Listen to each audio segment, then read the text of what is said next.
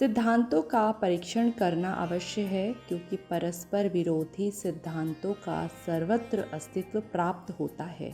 एक ओर जहाँ हिंसा को, बलिदान या कुर्बानी को धर्मों में समर्थन प्राप्त है, वहाँ ऐसे भी धर्म हैं जो जीवों की हत्या तो दूर, उन्हें कष्ट पहुँचाना भी पाप समझते हैं। इसी प्रकार ईश्वर, परलोक, पुनर्जन्म, अहिंसा, पवित्र पुस्तक, अवतार, पूजा विधि, कर्मकांड, देवता आदि विषयों के मतभेदों से धार्मिक क्षेत्र भरे पड़े हैं।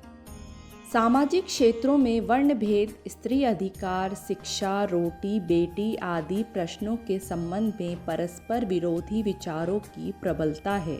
राजनीति में प्रजातंत्र, समाजवाद, पूंजीवाद, अधिनायकवाद, समाजवाद आदि अनेक प्रकार की परस्पर विरोधी विचारधाराएं काम कर रही हैं। उपरोक्त सभी प्रकार की विचारधाराएं आपस में खूब टकराती भी हैं। उनके समर्थक और विरोधी व्यक्तियों की संख्या भी कम नहीं है। जबकि सिद्धांतों में इस प्रकार के घोर मतभेद विद्यमान हैं, तो एक निष्पक्ष जिज्ञासु के लिए, सत्य शोधक के लिए उनका परीक्षण आवश्यक है। जब तक यह परख न लिया जाए कि किस पक्ष की बात सही है, किसकी गलत, तब तक सत्य के समीप तक नहीं पहुंचा जा सकता। यदि परीक्षा और समीक्षा को आधार न बनाया जाए, तो किसी अन्य प्रकार से उपयोगी और अनुपयोगी की परख नहीं हो सकती। सैद्धांतिक बातों के संबंध में अधिक माथापच्ची करना पसंद नहीं करते। दूसरों की नकल करना सुगम पड़ता है। निकटवर्ती बड़े आदमी जो कह दें, उसे मान लेने में दिमाग पर जोर नहीं डालना पड़ता। अधिकांश जनता की मनोवृत्ति ऐसी ही होती है, परंतु इस प्रणाली से सत्य असत्य की समस्या सुलझती नहीं, क्योंकि जिन्हें हम महापुरुष, महाजन समझते हैं, संभव है वे भ्रांत रहे हों, और दूसरे लोग जिन्हें महापुरुष समझते हैं, संभव है उन्हीं की बात ठीक हो। जबकि अनेक व्यक्ति एक प्रकार के विचार वाले महाजन की बात ठीक मानते हैं, और उसी प्रकार अनेक व्यक्ति दूसरे महाजन के दूसरे प्रकार के विचारों को मान्यता देते हैं। तब यह निर्णय कठिन हो जाता है कि इन दोनों में किसका कथन उचित है, किसका अनुचित।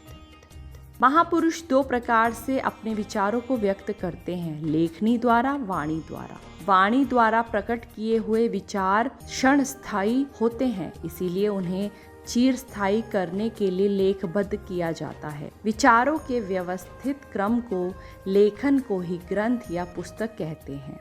जिन ग्रंथों में धार्मिक या आध्यात्मिक विचार लिपिबद्ध होते हैं, उन्हें शास्त्र कहते हैं। शास्त्रों को लोग स्वतंत्र सत्ता का स्थान देने लगे हैं। जैसे देवता की अपनी एक स्वतंत्र सत्ता समझी जाती है, वैसे ही शास्त्र की भी स्वतंत्र सत्ता बनने लगी है। परंतु बात ऐसी नहीं है। वे महाजनों के विचार ही तो हैं। जैसे महाजन भ्रांत हो सकते हैं, होते हैं, वैसे ही शास्त्र भी हो सकते हैं। एक शास्त्र द्वारा दूसरे शास्त्र के अभिमत का खंडन करना यही प्रकट करता है कि एक समान श्रेणी के महाजनों में प्राचीन काल में भी उसी प्रकार मतभेद रहता था, जैसे कि आजकल अनेक समस्याओं के संबंध में हमारे नेता आपसी मतभेद रखते हैं। आज नेताओं के मतभेद में से छानकर हम वही बात ग्रहण करते हैं जो हमारी बुद्धि को अधिक उचित और आवश्यक जचती है। किसी नेता के मत से सहमति न रखते हुए भी उसके प्रति आदर भाव रहता है। इसी प्रकार स्वर्गीय महाजनों, महापुरुषों के लेखबद्ध विचार प्रणाली के संबंध में भी होना चाहिए।